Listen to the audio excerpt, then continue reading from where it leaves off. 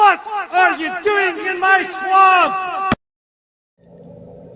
Hello everybody, this is Ogre Boy, and I'm going to be doing my review for the 2004 movie Harry Potter and the Prisoner of Azkaban. This is the third movie in the Harry Potter franchise, and in this movie Harry is getting ready to start his third year at Hogwarts School of Witchcraft and Wizardry, and his uncle's sister is visiting, and Harry and her have never gotten along, and she's talking bad about his parents at the beginning of the movie, and he ends up blowing her up like a balloon with magic, and she starts to float away. It's a really hilarious scene, and he runs away from the Dursleys thinking he's a fugitive wizard now because he used magic outside of school, but he ends up at the Leaky Cauldron thanks to this bus called the Night Bus, and he's informed about a prisoner escapee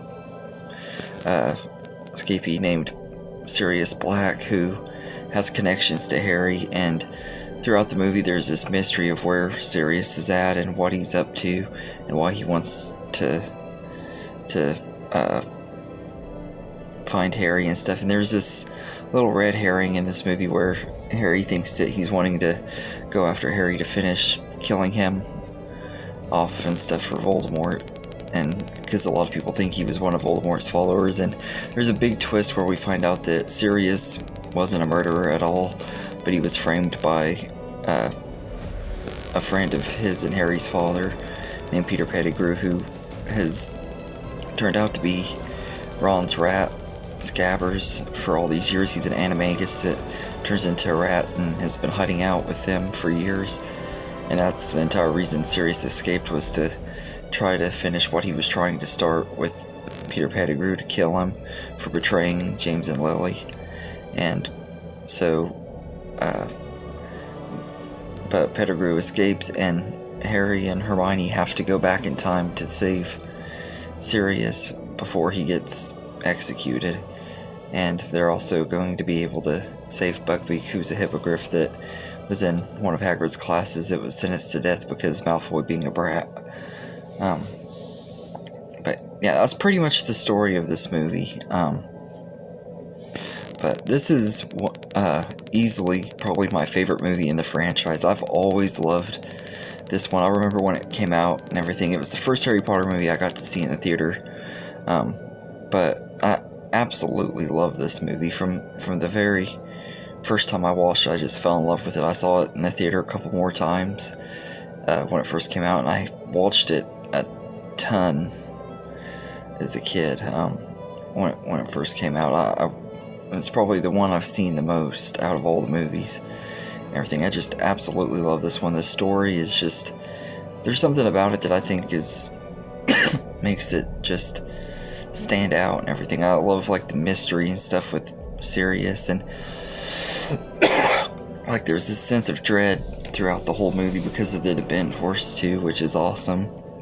Like there are these like ghost-like creatures that are really creepy, and they like suck the life out of your soul and everything, and they can suck the soul out of your body and everything. And like every time they appear, there's just something really eerie about them, and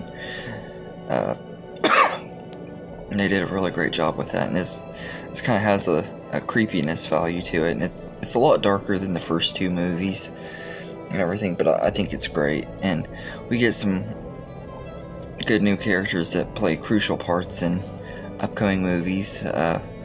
Sirius Black, being Harry's godfather, he becomes a more important role in other movies in this franchise. He doesn't have a lot of screen time because they built it up and everything, and I love that they built up the confrontation between him and Harry, and it really paid off for the most part in the movie, although the book does it a lot better because there's a lot more history that's detailed in the book about his friendship with Harry's dad and Lupin and stuff like that. And they really kind of did Lupin dirty in this movie because we kind of get a lot more of a backstory to him too. And I didn't really like that they left out the whole Marauder's backstory in this movie. That's the biggest complaint I have about it is I really didn't like that, and also I didn't really like how they handled Ron in this movie too. Like in the book, the scene when Snape calls Hermione an insufferable know-it-all, Ron actually stands up to Snape and takes up for Hermione and stuff, and in the movie he just says he's got a point, you know, which to me kind of just undermines the character, and it's like one of Ron's best character moments was swapped out for him to act like a jerk. I didn't like that about it, but they really kind of mess up with Ron's character throughout the rest of the series. Him and Ginny Weasley both kind of get the short end of the stick as the series goes on and everything. And Sirius does too, because of how they handle him in Goblet of Fire, which I'll talk about when I do that review. But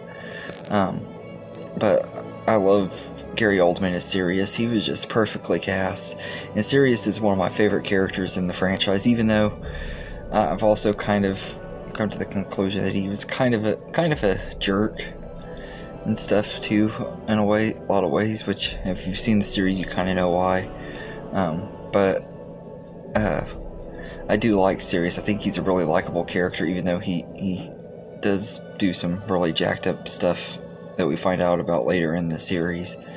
But I really like him, and Timothy Spall as Peter Pettigrew is just perfectly cast too. He was really amazing in there, and the makeup effects and stuff, they really did a good job of making it look like he's been spending all these years disguised as a rat. Like, they did a really great job with the makeup on him, and I think that they did a really good job with this movie, and all of the returning cast are once again all great as always. And we also get another one of the most popular scenes in the franchise when Hermione punches Malfoy.